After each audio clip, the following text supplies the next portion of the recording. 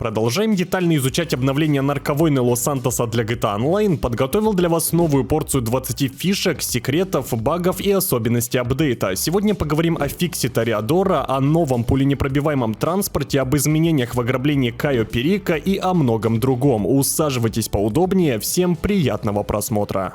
Нет времени фармить на весь новый контент? Не беда. Переходи в мою личную группу по накрутке, где прямо сейчас по сниженным ценам мы быстро и качественно прокачаем твоего персонажа в GTA Online. Как пример, набор «Все за 700», в него входят любой уровень, любое количество денег, а также открытие всех доп. Услуг. Ну а самое крутое мы подготовили специально для владельцев PlayStation 4 и PlayStation 5. Цены снизились в 2 раза, время прокачки тоже, поэтому консольщики, мы вас ждем. Сделаем все по красоте. Один совет: при заказе рекомендую использовать мобильную версию ВКонтакте, ибо только через нее отображается весь список товаров. Через компьютер, к сожалению, многого не видно из-за ограничений самого ВК. Все ссылки само собой в описании, переходи и заказывай лучшую прокачку в Рунете.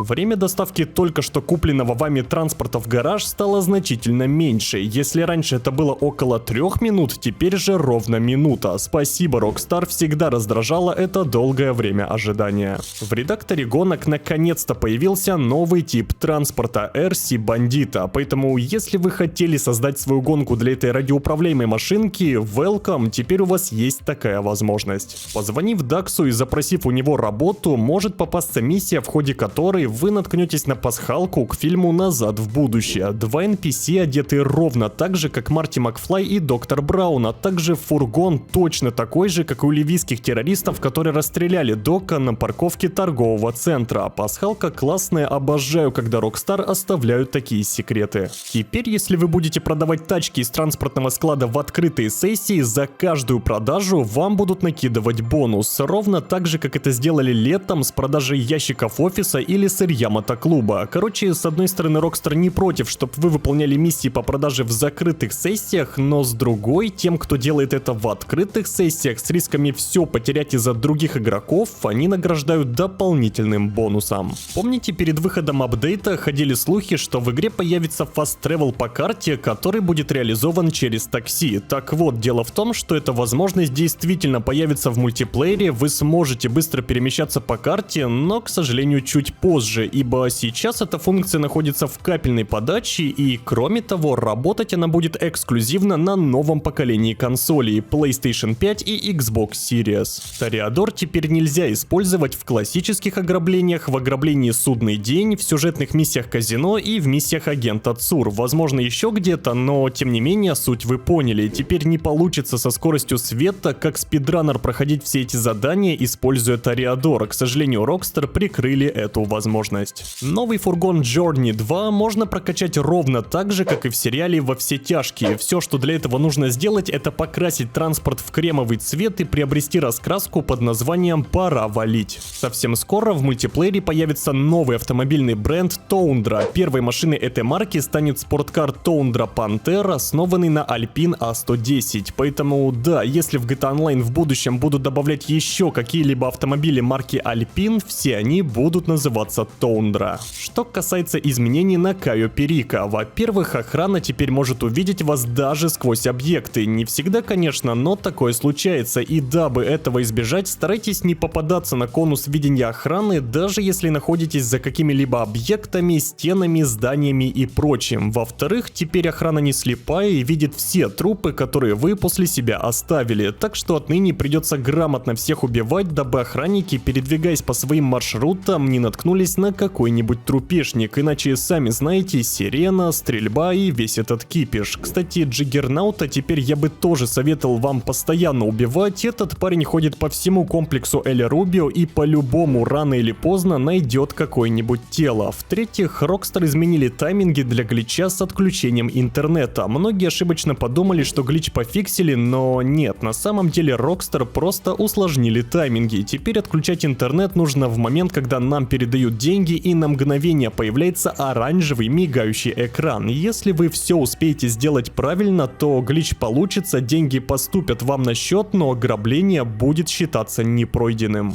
После выхода обновления «Контракт» можно было хранить в арсенале до 20 бронежилетов. 10, допустим, тяжелых вы покупали в амунации и 10 супер тяжелых запрашивали у Франклина через телефон за $5000, покупая тайник с припасами. Как итог, 20 бронежилетов, 10 тяжелых и 10 супер тяжелых. Теперь же при любом раскладе больше 10 хранить не получится. 10 это максимум. Можете хоть 1000 раз запросить у Франклина тайник с припасами, но больше 10 бронежилетов в меню взаимодействия у вас отображаться не будет. Помните, после летнего обновления преступной организации Rockstar сделали из Stirling GT пуленепробиваемый автомобиль. Водителей и пассажиров было просто невозможно убить из винтовок и пистолетов. Единственный вариант — это взорвать тачку при помощи РПГ, С4, гранаты и так далее. Сейчас же этот баг пофиксили, Stirling GT стал нормальным автомобилем, у которого все простреливается, как это и было изначально еще до летнего обновления. Зато ровно такой же баг теперь появился у вертолета Cargo Bob. Боковые стекла, стекла в дверях, а также лобовое стекло не простреливаются. Водителя убить из огнестрельного оружия просто невозможно, только если взорвать с РПГ. Третий апдейт подряд Rockstar допускают один и тот же косяк. Сначала пуленепробиваемой сделали обычную Куруму, потом Stirling GT, а теперь Cargo Bob. Походу это уже какая-то традиция. Вангую, в следующем апдейте мы опять увидим этот баг на еще каком-нибудь транспортном средстве. Из амунации пропало инопланетное оружие, атомизатор, лазерный пулемет и плазматрон. Не знаю, зачем Rockstar убрали эти пушки, возможно, освобождают места для будущих апдейтов. Сейчас через амунацию купить их нельзя, но зато по-прежнему можно через оружейную в вашем агентстве.